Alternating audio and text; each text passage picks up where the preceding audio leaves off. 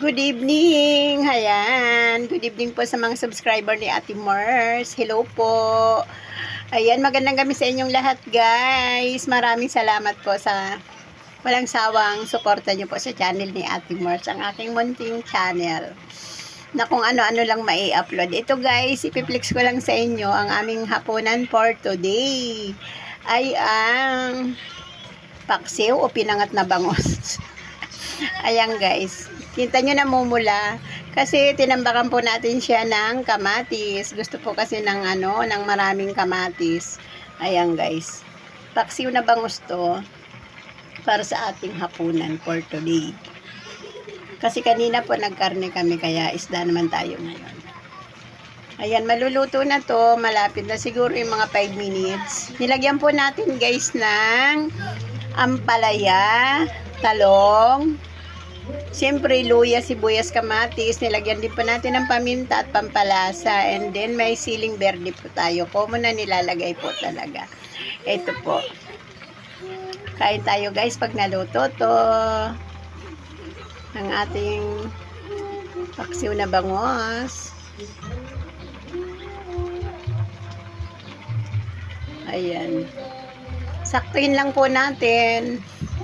Kasi guys, alam nyo po ba pag nag-upload ako, mga 2 minutes o mga maybe 2 minutes, ayan, napupunta po sa short. Kaya, ayan, pag mag-ano na lang ako, gagawin ko na lang siyang 3 minutes. 3 minutes talaga.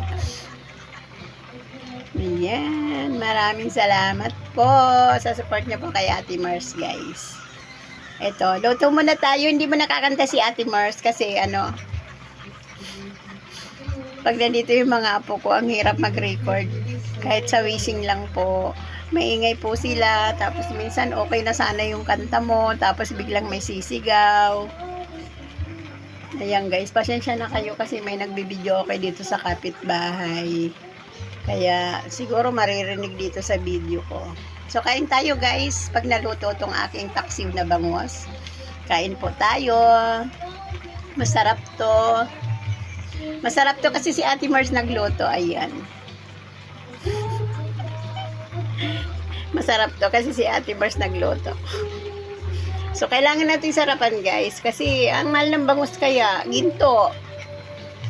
Kung pwede nga lang ba kung ako lang mag-isa dito sa bahay. Kamatis toyo, okay na sa akin. Pero hindi eh.